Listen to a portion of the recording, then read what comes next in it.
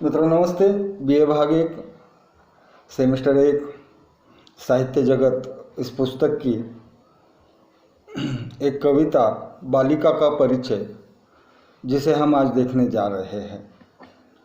इसे सुभद्रा कुमारी चौहान जी ने लिखा है। सुभद्रा जी जो है भारत की आज़ादी के आंदोलन की एक स्वतंत्रता सेनानी भी रह चुके हैं।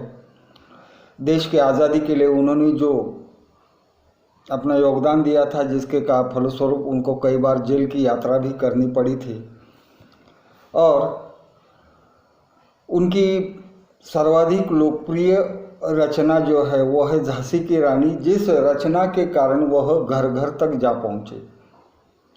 ये जो कविता है बालिका का परिचय, इस कविता के द्वारा उन्होंने जो है वो कन्या विमर्श को अभिव्यक्त करने का प्रयास किया है। बिखरे मोदी, उन्मादिनी जैसे अनेक काव्य संकलन जो है वो सुभद्रा जी के नाम पर है, लेकिन उनकी विशेष पहचान तो उसी झांसी की रानी इस कविता के माध्यम से ही हुई। और उसी झांसी की रानी की कविता ने उन्हें हिंदुस्तान के घर घर में पहुंचा दिया। ये जो कविता है बालिका का परिचय, यह कविता अलग रूप से जो है कन्या विमर्श का जो है प्रतिनिधित्व करती है।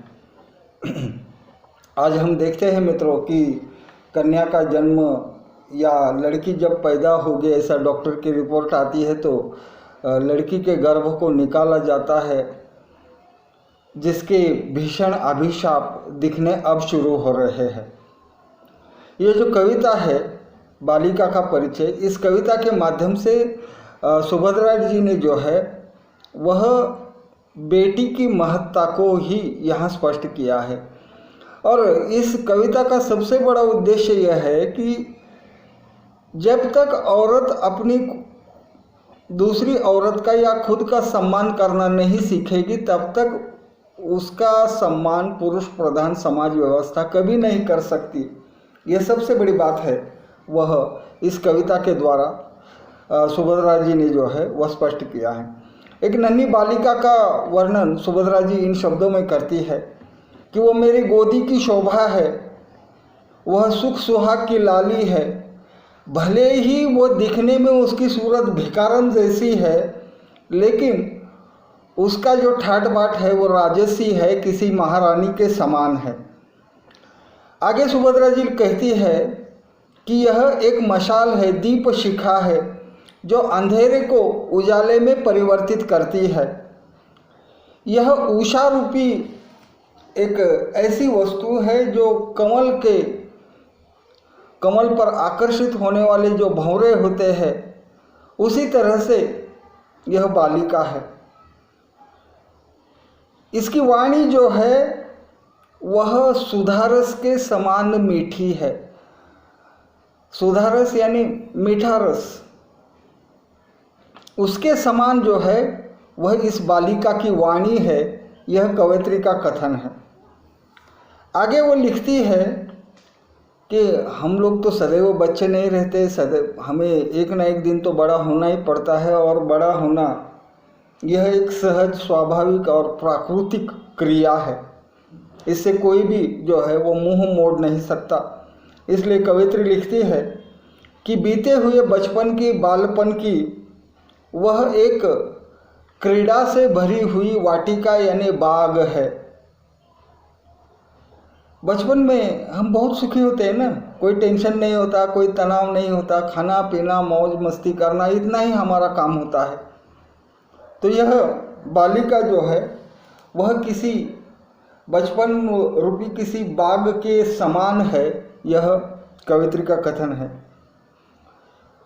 वो मचलती है, वो किलकती है, और कवयित्री को लगता है कि यह वो एक नाटक कर रही है, इसलिए कवयित्री ने शब्द प्रयोग किया है हंसती हुई नाटिका है। तो नाटक के पात्र जिस प्रकार से अपना अभिनय अलग अलग ढंग से भाव भंगिमाओं से प्रस्तुत करते हैं, उस प्रकार से यह बालिका जो है यह अपनी भावनाओं को जो है वो यहाँ अभिव्यक्त करती है।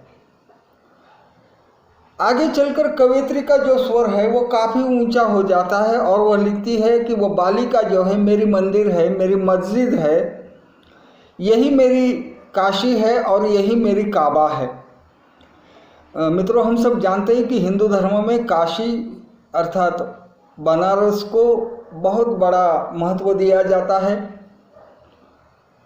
प्रत्येक हिंदू मनुष्य की यह आकांक्षा होती है कि वह काशी चला जाए, गंगा जी में डुबकी लगाए, बाबा विश्वनाथ के दर्शन करे तो अपना धर्म सफल हुआ। यह मानने वाले आज भी हमारे देश में बहुत सारे हिंदू हैं। जिस प्रकार से इस्लाम मजहब के लोग काबा की ओर आकर्षित होते हैं, हिंदू धर्म के लोगों का सबसे बड़ा आकर्षण केंद्र जो है वो काशी अर्थात बनारस ही है। और इन दोनों के ओर खींचने वाले जिस प्रकार से लोगों का लगाव होता है, उनकी मानसिकता होती है। कवयित्री सुभद्रा जी की भी वही मानसिकता है, इसलिए वो कहती है कि वो बालिका मेरी काशी है, मेरा काबा है, वह मेरा पूजा पाठ है, वह मेरा ध्यान है, ज्ञान है, जप है, तप है।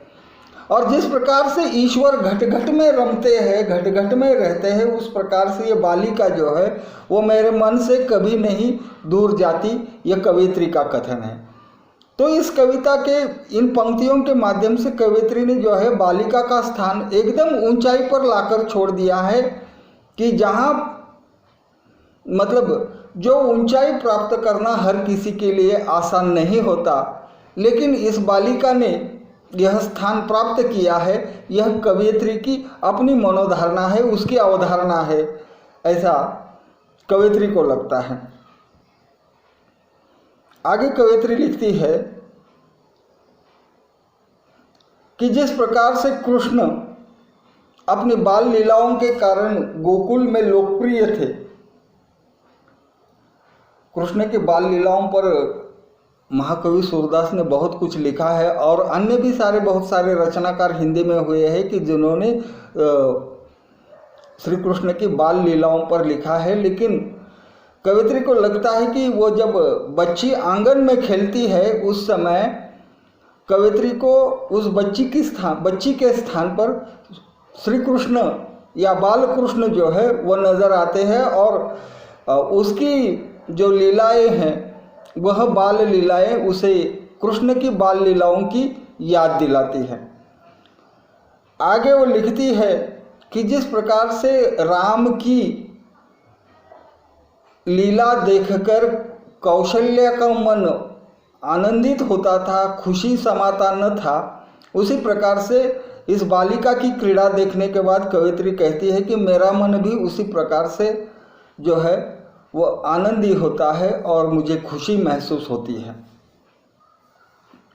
आगे का जो हिस्सा है उस कविता का वो एक बालिका को और नई ऊंचाई पर लेकर जाता है।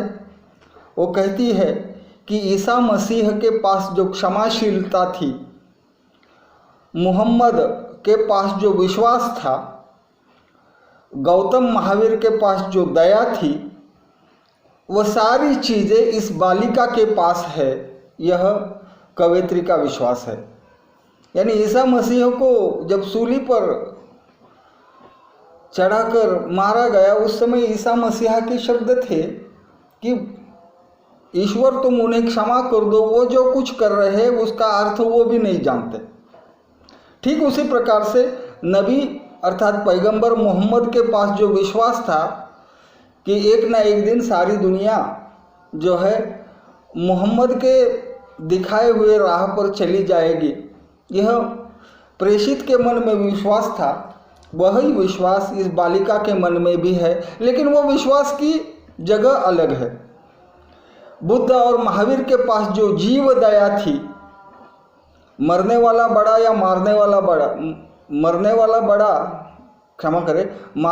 बड़ा या बचाने वाला बड़ा, यह जब प्रश्न उपस्थित हुआ तब राजा ने यह निर्णय दिया था कि बचाने वाला कभी भी मारने वाले से बड़ा होता है।